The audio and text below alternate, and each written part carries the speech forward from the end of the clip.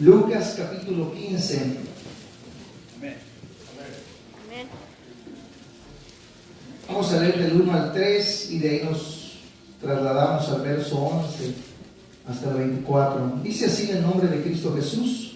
Lucas 15, en el nombre de Jesús, dice así: se acercaban a Jesús todos los publicanos y pecadores para oírle, y los fariseos y los escribas murmuraban, diciendo: este a los pecadores recibe y con ellos come. Entonces él les refirió, vamos a ponerle estas parábolas, ¿verdad? Porque son varias, pero dice ahí, él les refirió esta parábola. Inicia con la primera, pero de ahí nos vamos al verso 11. También dijo: un hombre tenía 2 hijos, y el menor de ellos dijo a su padre: Padre, dame la parte de los bienes que me corresponde, y les repartió los bienes. No muchos días después, juntándolo todo, el hijo menor se fue lejos a una provincia apartada, y ahí desperdició sus bienes viviendo perdidamente. Y cuando todo lo hubo malgastado, vino una gran hambre en aquella provincia y comenzó a faltarle.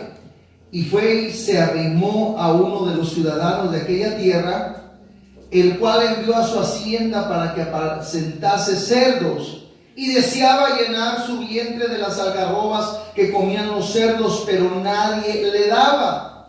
Y volviendo en sí, diga conmigo, y volviendo en sí, ¿cuántos jornaleros en casa de mi padre tienen abundancia de pan, y yo aquí perezco de hambre? Ayúdame a leer el verso que sigue. Me levantaré e iré a mi padre y le diré: Padre, he pecado contra el cielo y contra ti. Ya no soy digno de ser llamado tu hijo. Hazme como a uno de tus jornaleros.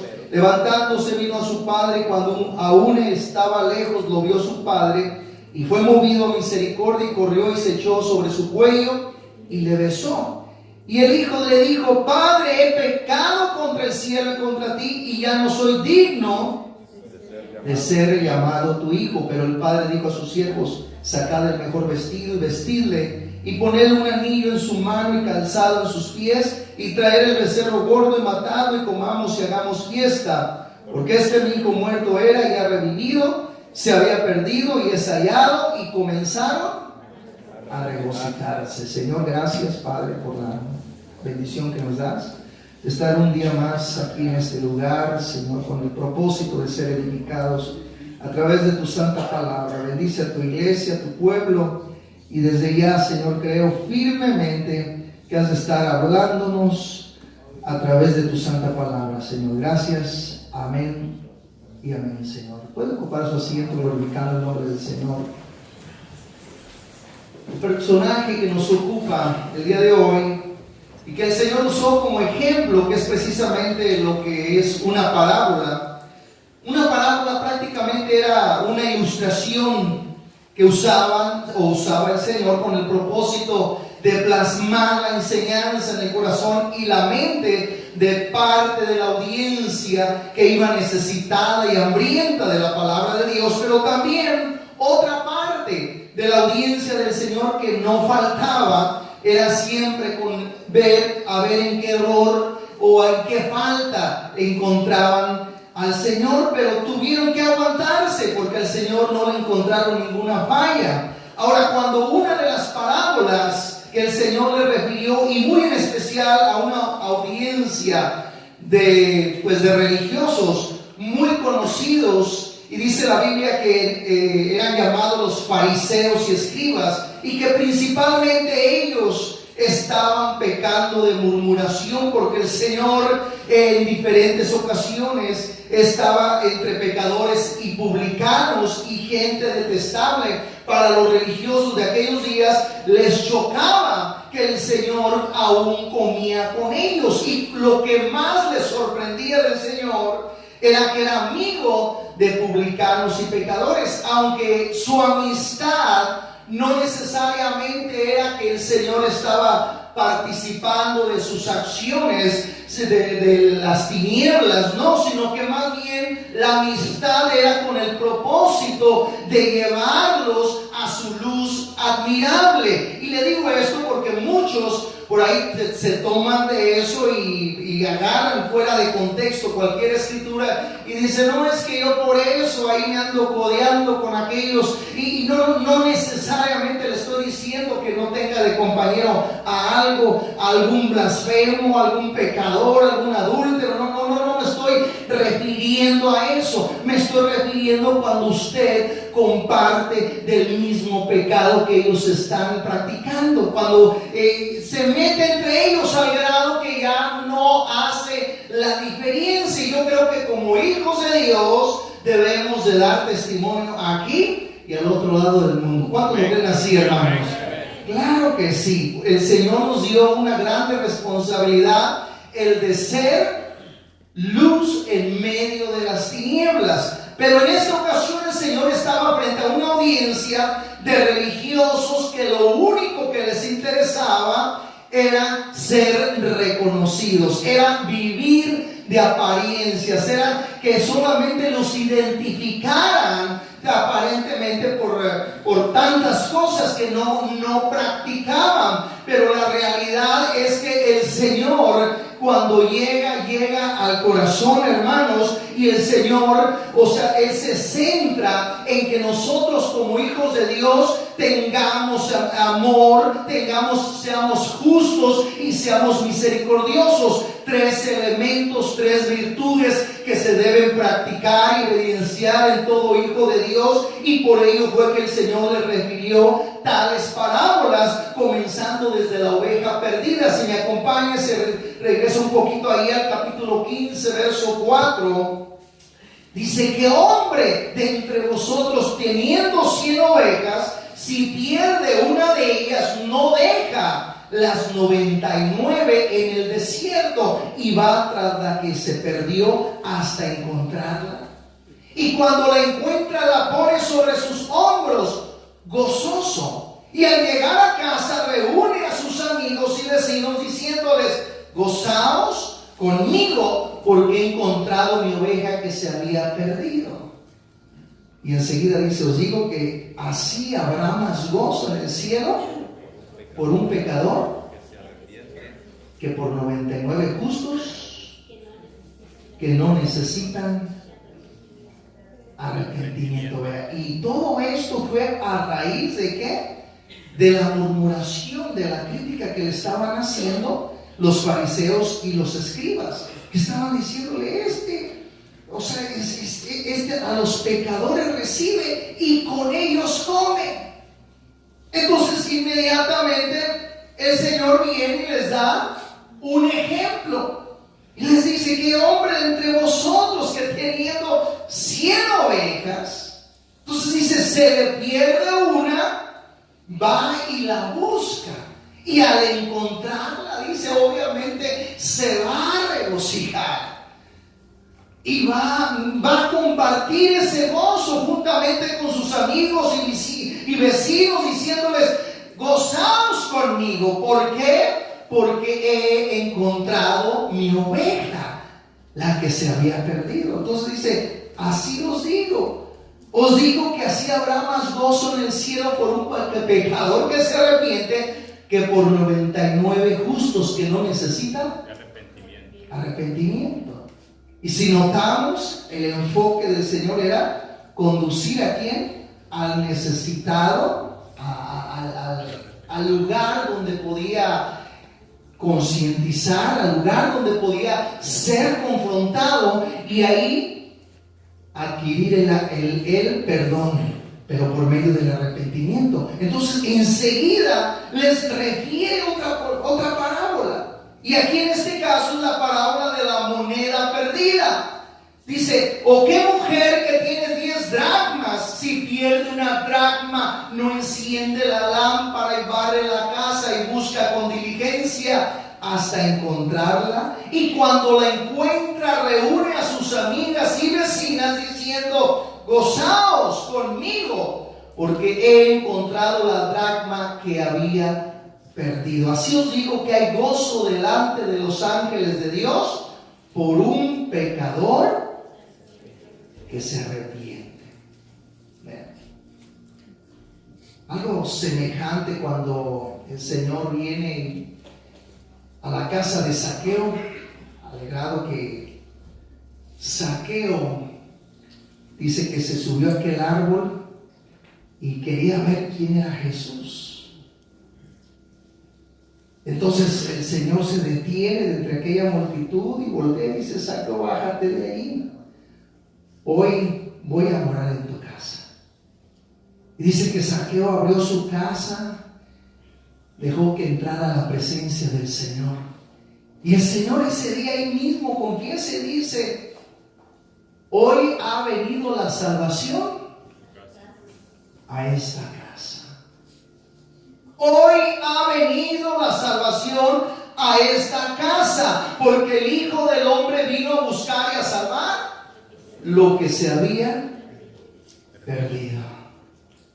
Entonces, lo interesante de las dos primeras parábolas, hermano, es la manera en que ilustra a Dios tomando la iniciativa para buscar a quienes, a los pecadores, que precisamente eran judíos, que no estaban obedeciendo la ley y las tradiciones de los ancianos, pero estaban trayéndonos hacia Él, como dice Oseas 11:4, que con cuerdas humanas los conduje y lazos de amor. Y como dice Jeremías 31:3, con amor eterno te he amado, por eso te ha traído con misericordia. Quiere decir, hermanos, que el Señor vino a nosotros, no es que nosotros hayamos ido hacia Él. El Señor vino, nos alcanzó, nos levantó, nos restauró y nos hizo vidas nuevas en Cristo Jesús.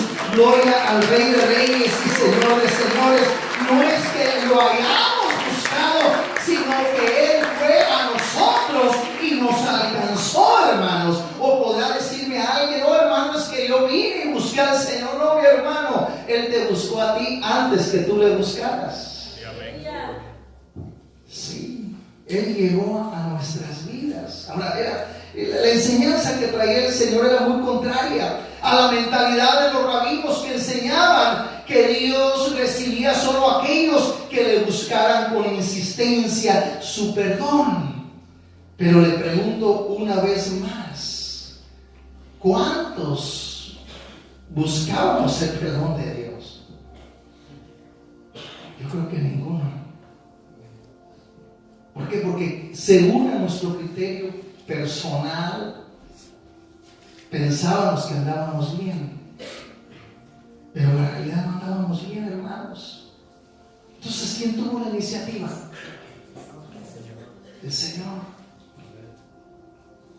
Y si estás aquí es porque Dios produjo el querer como el hacer, por su buena voluntad. Si estamos aquí es porque en su misericordia, de alguna manera, sí, Dios tuvo que haber usado a alguien, pero Dios tuvo la iniciativa de venir a buscarnos, hermano. De manera que la primer parábola de la oveja que se pierde, el pastor está dando a entender que es responsable por cada una de las ovejas, y si una se perdía o la mataban, debía pagarla por su propia cuenta. Y muchas de las veces las ovejas se perdían por su necedad, se alejaban y no veían el peligro en el cual se encontraban. Pero el Señor, dice la Escritura una vez más, que el Señor vino a buscar y a salvar lo que se había perdido. Aquellos que no nos interesaba nada de las cosas de Dios, el Señor vino a buscar y a salvar lo que se había perdido. Ahora, la parábola de las 10 monedas de plata, que es la que sigue la parábola de la moneda perdida, quizás alguien diga: bueno, ¿a qué se estará refiriendo? Un dracma era una moneda de plata. En aquel tiempo dice que las mujeres usaban un collar tocado y significaba que, y traía precisamente, era un collar de monedas de plata. Entonces y eso quería decir que era una mujer casada. De manera que si se le extraviaba una de esas monedas, era una ruina para collar o su tocado, y era también una vergüenza para la mujer.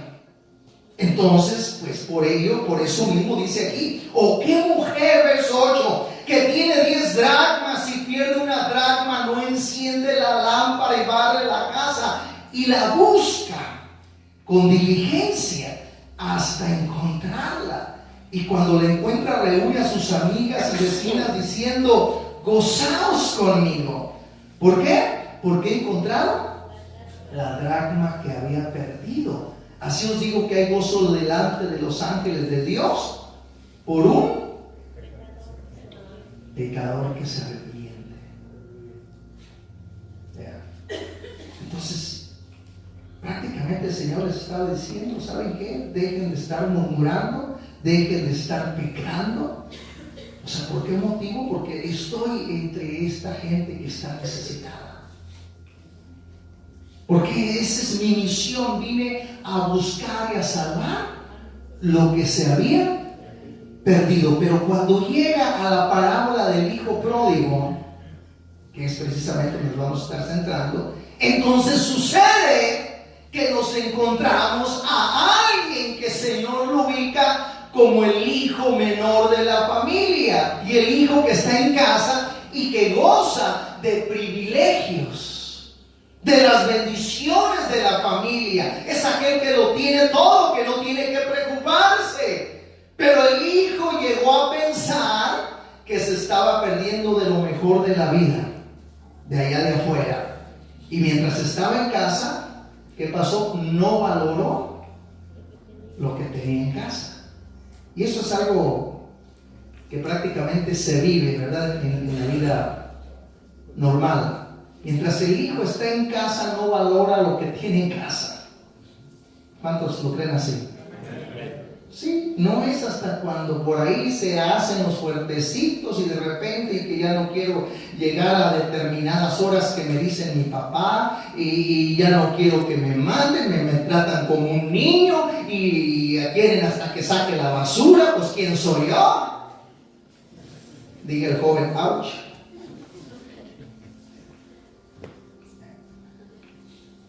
Tiene toda clase de privilegios, hasta sauna tienen en la casa. ¿Cuántos sabían? No se hagan como los que no, hasta sauna tienen. ¿Por qué le digo? Porque duran horas en el baño. Abren la puerta y sale aquel que no se puede ver el baño. Entonces tienen sauna, tienen los privilegios, toda clase de privilegios habidos y por haber. Y cuando están en casa, le digo, no valoran. Y cuando dicen, hasta aquí, yo ya estoy harto, dicen, que me digan qué es lo que tengo que hacer, que tengo que levantar mi plato y llevarlo ahí. No me están diciendo que lo lave, nada más que va a hacer que allá lavatrastes. Y que tengo que recoger mi cuarto, eso ya estoy harto. Y pierden como que se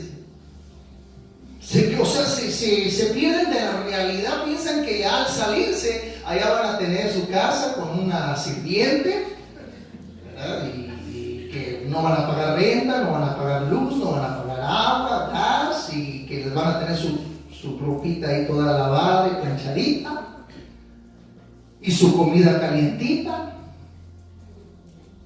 Y déjese que ni siquiera dicen para frijoles, no, hombre. Tienen que hacer comida que hasta mandan pedir. Entonces, toda clase de privilegios. Así estaba la condición de este hijo. Pero llegó el momento, y le digo, ahora, aquí dice que un hombre tenía 2 hijos. El menor de ellos dijo a su padre: Padre, dame la parte de los bienes que me corresponden. Y le repartió los bienes.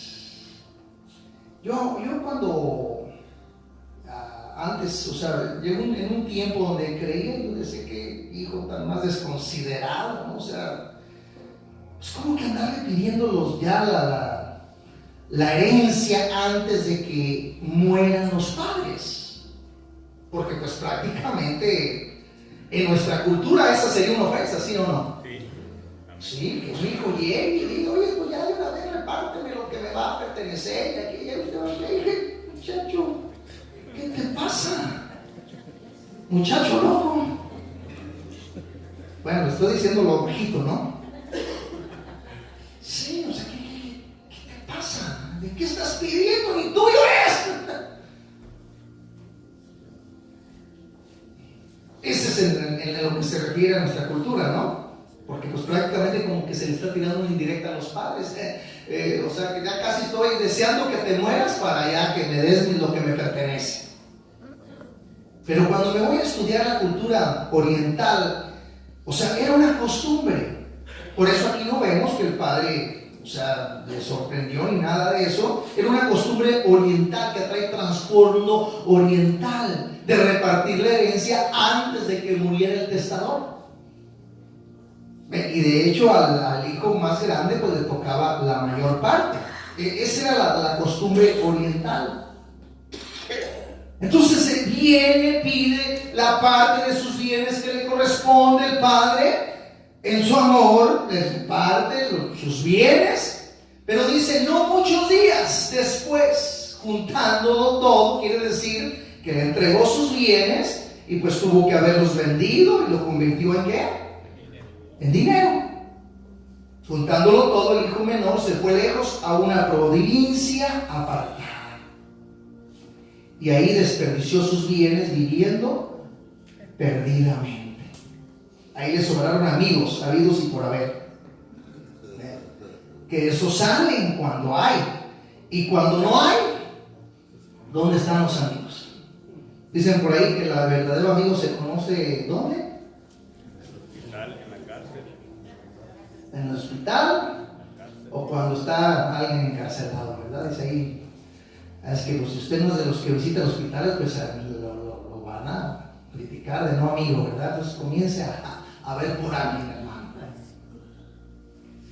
Ahí cuando ya no tenía nada, cuando lo hubo malgastado, verso 14, vino una gran hambre en aquella provincia y comenzó a faltarle.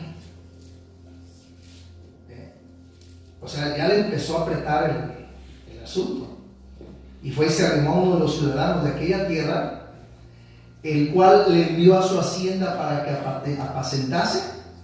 Era un trabajo de lo más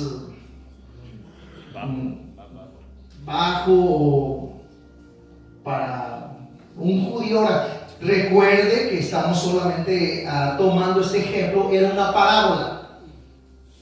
Era solamente una historia, pero de esta historia, sin duda alguna, el Señor nos va a hablar. Entonces, llegó a ese grado y dice que deseaba llenar su vientre de las algarrobas que comían los cerdos, pero nadie le daba. Yo leía esto le daba una repasadita en esta mañana, hermano, y yo decía, Dios mío, estaba esperanzado que todavía le sirvieran.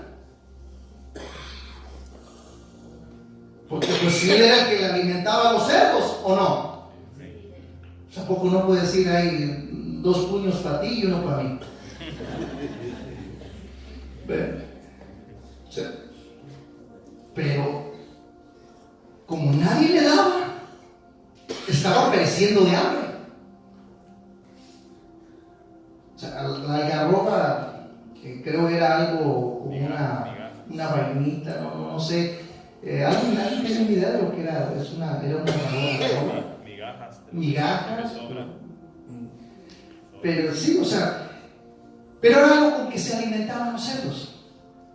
Entonces aquí dice, volviendo en sí, pero vea, aquí vemos las deficiencias primordiales de la actitud del hijo pródigo. La primera fue su egoísmo, su pretensión caprichosa, desmedida, quería ir a experimentar mundo. Aquí me ponen restricciones, aquí y así se siente el hijo, y uno les dice, no, mi hijo, o sea, tranquilo, ya no vueles, ahorita camina. Ya va a llegar el momento que hay que correr, y ya va a llegar el momento que vas a volar. Allá es lo natural. ¿Cuánto lo creen así, hermano? Sí. ¿O acaso vamos a poder retener a nuestros hijos? No, es un tiempo nada más que están y llega el momento, por ahí los flecha una muchacha, lo que es el varón, ¿verdad? O un muchacho a la mujer, y pues por ahí de repente se empiezan a tratar y pues salen de casa. ¿Y a poco nos vamos a morir porque salen de casa? No, sí duele. ¿Cuántos han experimentado eso? Ninguno, gloria a Dios. Entonces, más bien usted ya quería que saliera. Gracias a Dios, mira, cuando sale, está tremendo, ¿verdad? Pero no creo. En nuestra cultura somos bien apegados, hermano, ¿verdad? Y la prueba la tenemos que iba yo, ¿se recuerdan de nuestro hermano Juanito? Íbamos a recogerlo. Y tenemos que firmar ahí un cuaderno, ¿verdad? De entrada y de salida. Y yo veía, hermanos, ahí personas que no le miento, hermano, que cerca de un año no los habían visitado. 6 meses, 4 meses, y otros, digo, cerca, y ¡wow! Y en eso nos damos a conocer nosotros como hispanos, hermano. Dicen, donde invitan a uno, ahí van todos. ¿Ve? Entonces, le digo, es lo normal de que llegue el momento, sí, en lo que están en casa. No sé por qué motivo el Señor me detuvo aquí, esto no era la intención, pero dicho sea de paso. En lo que están en casita es solamente un tiempo donde está ahí adiestrándose a la hija y al hijo, donde se le está aconsejando a la hija, pues hay que enseñarla a cocinar. Yo no sé por qué me metieron aquí, hermanos. Pero no, van y la piden y ya va a salir a casarse y no sabe ni siquiera abrir unos frijoles. Y el agua se le quema. Entonces, quizás haya una mamá de esas que en ese lado no esté poniendo atención. Ponga atención, mamá, porque al rato le van a querer regresar a la hija. Sí. Y es un asunto de que causa conflicto, causa problema. No le voy a preguntar amén, varones, porque no va a hacer que me sorprendan y digan amén. Sí. Entonces, con tiempo, ahorita, mira, mijita, ven los frijolitos que te encantan, los chilaquilitos que te encantan, y te encantan esto. Ven para acá, mijita, venga, para que vea cómo lo hago yo, con sabor a mamá. Porque verdad que la comida hecha por mamá sabe bien rica. Sí. Entonces el hijo sale de casa y está esperanzado a que la esposa le cocine como la mamá. Pues mejor llévate a la mamá.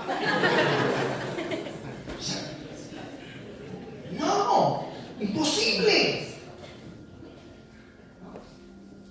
Déjenles se ve un secretito que tengo por ahí.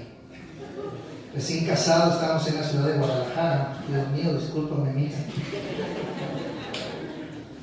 No, que su abuelita es una mujer bien linda y le enseñó a cocinar, pero resulta que mi abuelita le decía, ahora es un buen día para que le hagas albóndigas. Y era un platillo que mi esposa no había hecho. Y decía, ¿qué hago? Y si le pregunto a ella, pues así me va a andar bien. Entonces, pues me platica que tuvo que salir, irse allá a la frutería, a la carnicería, y ahí le tuvo un par de señoras. Oye, disculpe, ¿cómo se hacen las albóndigas? En aquel tiempo no había YouTube, ¿verdad? No había todavía esa cuestión. Y bueno, pues ahí se lució. Llega otro día donde le dice, bueno, hoy es buen día para que le hagas un pollo empanizado. Y yo, ahora sí. Dice mi esposa, yo nunca había empanizado un pollo. Dice, pues le eché maicena. Antes le echó de coco, ¿verdad? O de fresa. De esos que usan para hacer la torre. Y llego y pues ves por ahí, dijo, ¿te gustó? Sí, muy rico, rico.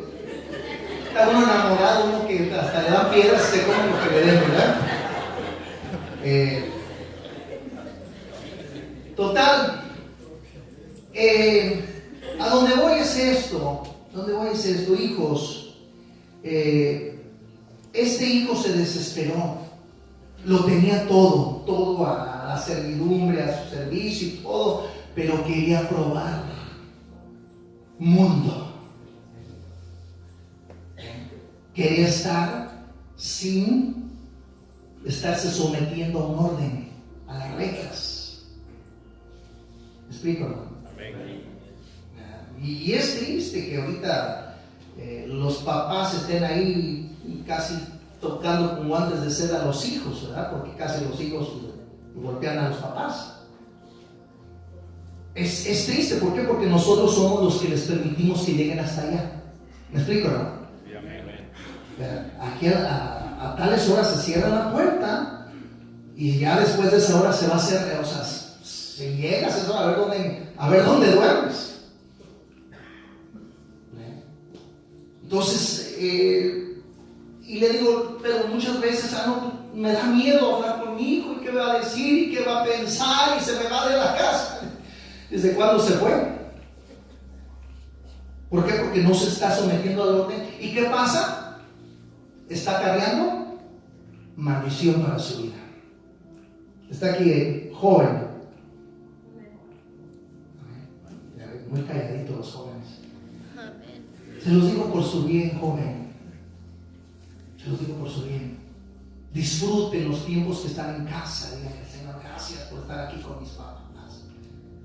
No me preocupo de comida, no me preocupo de nada. Es más, hasta me pongo mis moños y no me gusta lo que me cocinaron hasta ahora. Me hacen mis gustos. Gloria a Dios, el que lo puede hacer. ¡Gloria a Dios! Pero a donde voy, no te precipites. ¿Quieres bendición para tu vida? ¿Cuántos jóvenes quieren bendición para su vida? Amén. Sométanse, jóvenes. Sométanse al orden, a las reglas. Y Dios los va a bendecir. Que el día que salgan de su casa, salgan con su cabeza en alto.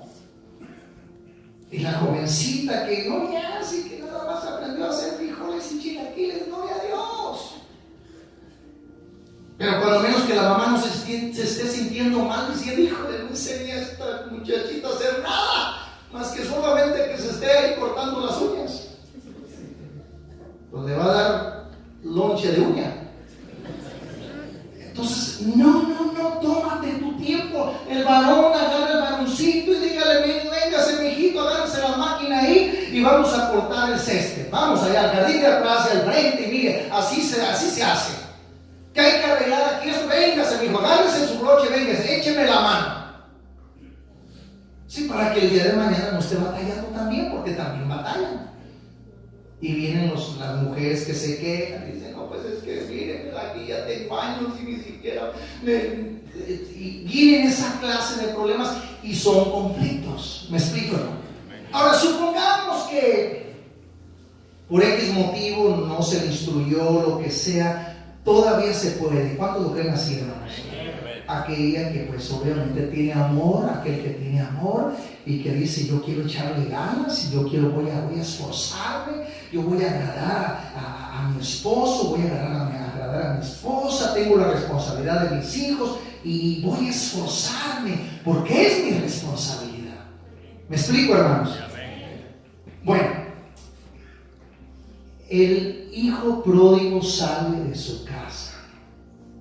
Una de sus primeras deficiencias, su actitud de egoísmo, pretensión caprichosa, desmedida, quería experimentar el mundo. La segunda deficiencia fue su rebeldía, quería estar sin la cobertura, sin la autoridad paternal, había abrazado un espíritu de autodependencia y se alejó del hogar perdiendo tres cosas.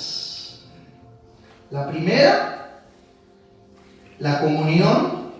La segunda, la bendición. Y la tercera, los privilegios. Prácticamente el pecado lo embruteció al grado que estaba entorpecido, y es lo que hace el pecado. Hace necia a la persona, y una persona así de esa manera solamente quiere vivir para él y quiere vivir el momento y no se pone a pensar del mañana. ¿Me explico, hermano? Entonces, prácticamente una persona solamente se está centrando en su egocentrismo. Solo yo, nadie más que yo. Y no se preocupa de los demás. Entonces, esa era la condición del hijo pródigo. Ahora, aquí surge una pregunta, hermanos, ¿verdad? ¿Por qué el padre en este caso, yo me preguntaba, ¿verdad?, no fue a buscar a su hijo que se había ido? ¿Se había puesto usted a pensar alguna vez en esa parábola? ¿Por qué habla de la oveja perdida? Va y dejas las 99 y busca la perdida. Habla de la moneda que se pierde, ¿verdad? Se busca con ese afán hasta encontrarla. Pero llegamos aquí a la parábola del hijo pródigo, y yo me preguntaba, ¿por qué no va y busca al hijo pródigo? ¿Usted alguna vez se ha preguntado eso? ¿Por qué? Porque necesitaba encontrarse primero para reconocer y regresar. Porque si él lo regresaba, se iba a volver a ir. Ahí está. Gloria a Dios. O sea, le digo, yo meditaba y yo decía, ¿por qué no lo fue a buscar? Y cualquiera dijera, pues no amaba a su hijo. ¡Claro que lo amaba! ¿Cuántos aman a sus hijos? Amén. Y no queremos que nada les pase a nuestros hijos, ¿sí o no? Les amamos con todo el corazón y nos duele verlos batallar, nos duele verlos sufrir. Eso es normal.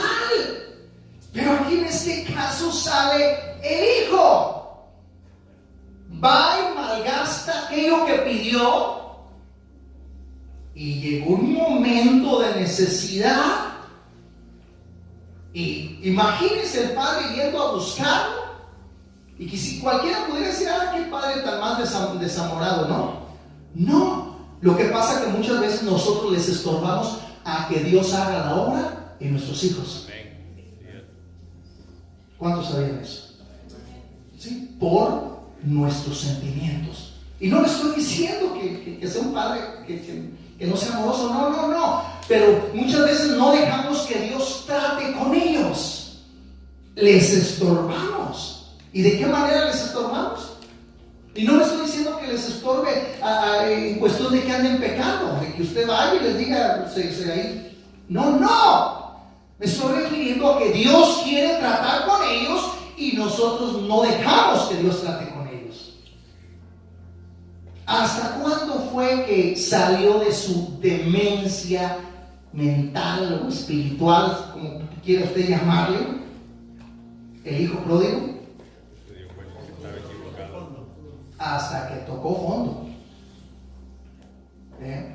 ¿Y sabe por qué el padre no salió a buscarlo? Porque el hijo salió voluntariamente, por su propia cuenta. Tenía bien definido qué iba a hacer, ¿verdad? Y lo hizo, y tuvo que tocar fondo para salir del encantamiento en el que se encontraba. Y el padre no intervino hasta que el Señor trató con él. Y le digo, solamente estamos hablando de una parábola, ¿verdad? Pero vamos a personalizarla. Hay una versión que me llama la atención que dice, al fin se puso a pensar. La versión Dios habla hoy. Por fin recapacitó y se dijo. Por fin comprendió lo tonto que había sido y pensó. O sea, llegó un momento que recapacitó, salió del encantamiento. Pero era ya cuando se encontraba, ¿dónde? Abajo. Salió prepotente y diciendo, pues me voy a comer al mundo de una mordida, y van a ver, y yo les voy a demostrar, y aquí hay. Pero llegó el momento donde tuvo que despertar a la realidad. Y gloria a Dios por aquellos que todavía logran despertar esa realidad, porque hay unos que no se les da ese privilegio. Gloria a Dios que llega el momento y abren los ojos a tiempo. Y fue lo que sucedió. Y este es prácticamente la médula del mensaje. Verso 17. ¿Qué dice la hermosa? Volviendo en sí, dijo: ¿cuántos jornaleros en casa de mi padre tienen abundancia de pan? Y yo aquí. Ah, caray. ¿Que no sabía eso? Claro, pero fíjese, no dijo cuánto, mi hermano, la familia ahí tienen abundancia de pan. ¿Qué dijo? Jornaleros, trabajadores. Entonces quiere decir que Dios estaba tratando con él, ¿verdad? O sea, no estaba diciendo, pues voy a regresar y le voy a decir a mi padre, bueno, todavía te hizo falta un poquito, un chorrito más de mi herencia. No. O sea, Dios tuvo que haber trabajado con él de una manera que dice que volvió en sí, despertó de ese encantamiento, porque el pecado hipnotiza. ¿Cuántos creen así, hermanos? Sí, el diablo viene y pone el pecado así en charola de plata, muy exquisito.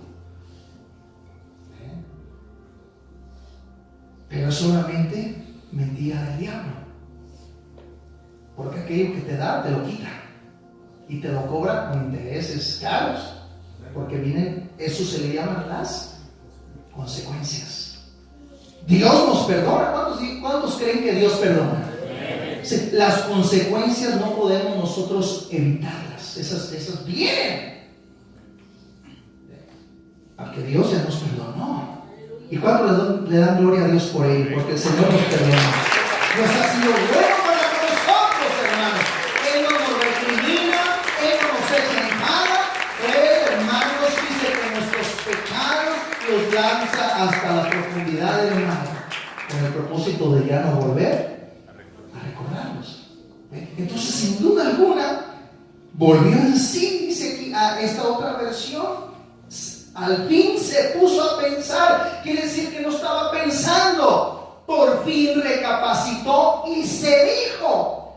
Por fin comprendió lo tonto que había sido y por fin pensó. Entonces, cuando viene la confrontación, ¿verdad? Y uno se da cuenta cuando alguien se arrepiente, ¿sí o no, hermanos? Si uno se da cuenta, aquí él no estaba pensando, no estaba haciendo planes, voy a regresar y voy a decirle, bueno, pues tienes que recibirme, ¿por qué? Porque soy tu hijo, ¿ok? No, él aquí solamente dice, volvió en sí y se dio cuenta de la condición que estaba y dice, caray, aún allá, aún hasta los trabajadores de mi padre comen bien. Y yo estoy aquí sufriendo. Entonces prácticamente su mentalidad era, voy a regresar como un trabajador. No voy a ir regresando pidiendo ahí derechos ni peleando derechos. Voy a regresar como un trabajador. Amén. Y dice, verso 18, dígalo en voz alta, me levantaré. Entonces recapacitó y se levantó. Recapacitó y se levantó. Entonces tomó la actitud de decir, no, ya basta, ya estoy harto de esto, me voy a levantar. Entonces dice, e iré a mi padre y le diré, Padre, he pecado contra el cielo y contra ti. Prácticamente he pecado primeramente contra Dios y también he pecado contra ti. Ya no soy digno de ser llamado tu hijo, ¿verdad? Hazme como uno de tus jornaleros. Esa era la actitud del hijo que había recapacitado y entonces pudo tomar la iniciativa de ¿qué? De levantarse. Pero mientras no se recapacite que está mal, no se va a poder levantar. Ahora, aplicándolo a la vida diaria, quizás de nosotros, quizás digo, bueno, eso no aplica para mí. No, claro que sí aplica. Hay muchos que, aunque vienen a la iglesia, se han alejado de Dios o se están alejando de Dios.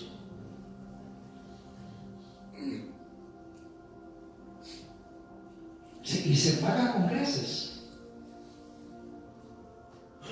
Pierden el gozo de la salvación de Dios. Se hincan y ya, es más, ni el deseo tienen de siquiera de orar.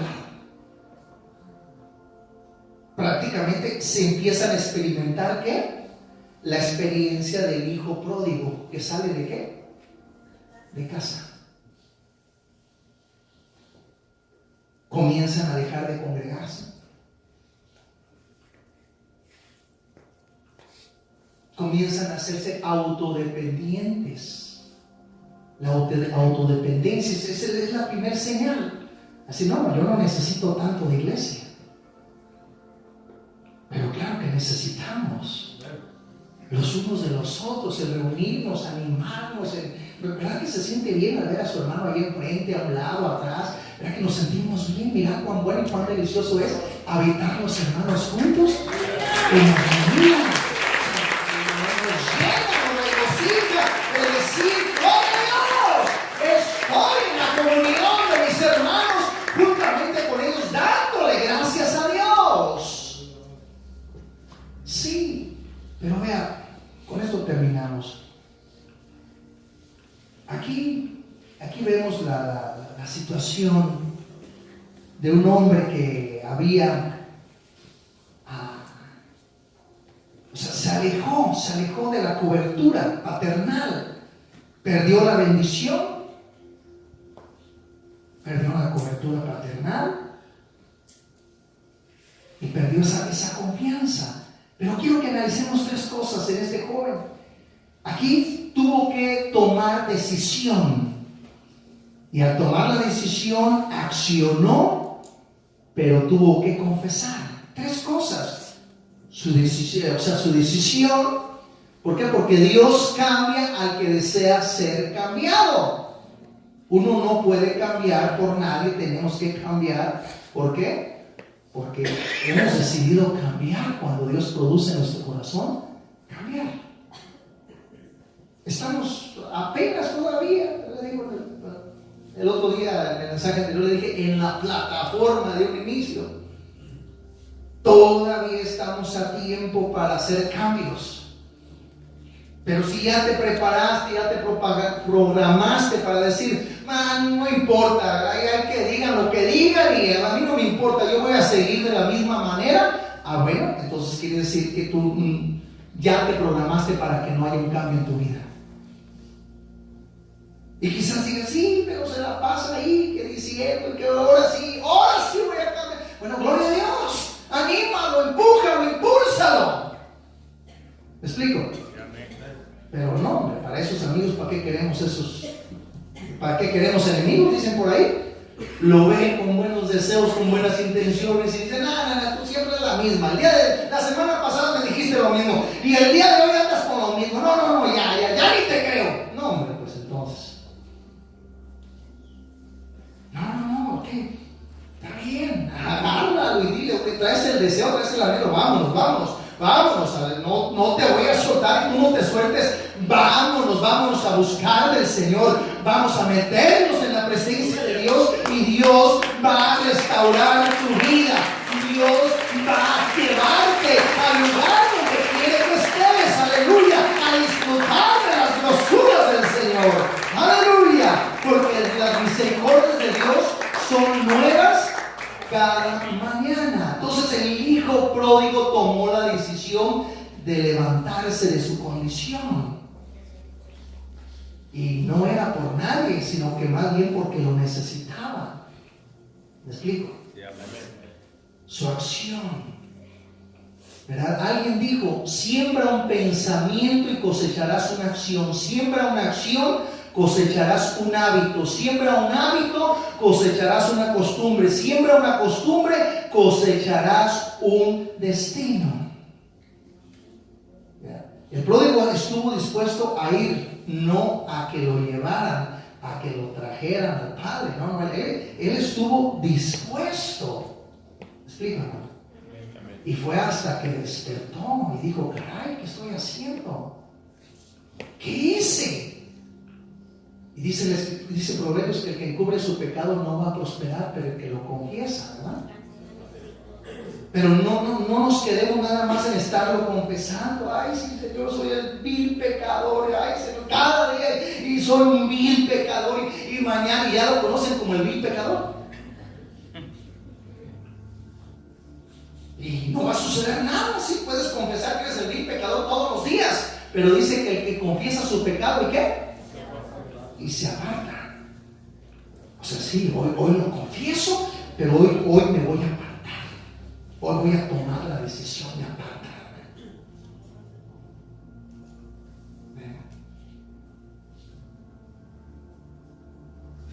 Así que está de nosotros recapacitar y levantarnos. ¿Qué pongamos en la balanza? ¿Hacia dónde se está cargando más la balanza? ¿Hacia las cosas triviales, hacia las cosas pasajeras, hacia las cosas de la carne? Y medita tu devoción tiempo atrás y medita tu devoción en este momento. ¿Cómo está? Si ha ido decayendo, si ha ido disminuyendo, o sea, tienes que hacer algo al respecto. Recapacita y levántate. Porque vas con dirección ¿hacia dónde? Hacia la colisión del hijo pródigo. O sea, y es tiempo que recapacitemos. Entonces vea lo que sigue diciendo, y ya con eso terminamos.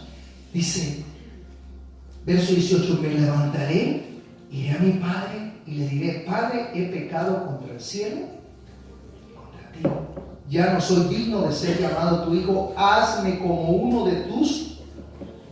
Y levantándose vino a su padre, y cuando aún estaba lejos, lo vio su padre y fue movido, y corrió y se echó sobre su cuello y lo besó. Y el hijo le dijo: Padre, he pecado contra el cielo y contra ti, y ya no soy digno de ser llamado tu hijo. Pero el padre dijo a sus siervos: sacar el mejor vestido y vestirle, poner un anillo en su mano y calzado a sus pies, y traer el becerro gordo y matarlo, y comamos y hagamos fiesta, porque mi hijo muerto era y ha revivido, se había perdido y es hallado. Y comenzaron a regocijarse. Claro, o sea, regresó reconociendo que había fallado, y el padre dijo: ya era un hijo que ya para mí ya había muerto, pero ha sido encontrado. Y vea la actitud semejante a los religiosos. Y su hijo mayor estaba en el campo, y cuando vino y llegó cerca de la casa, oyó la música, las danzas, y llamando a uno de los criados le preguntó qué era aquello. Él le dijo: tu hermano ha venido y tu padre ha hecho matar el becerro gordo por haberle recibido bueno y sano. Entonces se enojó y no quería entrar. Salió por tanto su padre y le rogaba que entrase. Mas él respondiendo dijo: Padre, he aquí tantos años te sirvo, no habiéndote desobedecido jamás, y nunca me has dado ni un cabrito para gozarme con mis amigos. Pero cuando vino tu hijo que ha consumido tus bienes, con rameras has hecho matar para él el becerro gordo. Entonces le dijo: Hijo, tú siempre estás conmigo, y todas mis cosas son tuyas. Mas era necesario hacer fiesta y regocijarnos, porque tu hermano era muerto y ha revivido, se había perdido y es hallado. El otro hijo estaba con la actitud de los religiosos. Así, en esa misma actitud. Él lo tenía todo. Era nada más de mandarle a sus criados: mátenme ahí un becerrito, y van a traer el mariachi o la banda o quien sea, y vamos a regocijarnos. Pero él estaba ajeno ¿a qué? A porque su hermano prácticamente, o sea, su corazón de él no engranaba con el mismo del padre.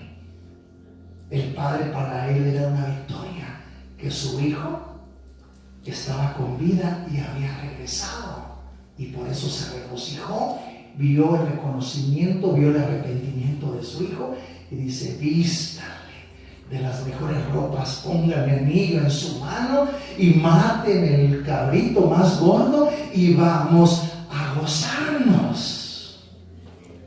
Aleluya. Ponte de pie. Hoy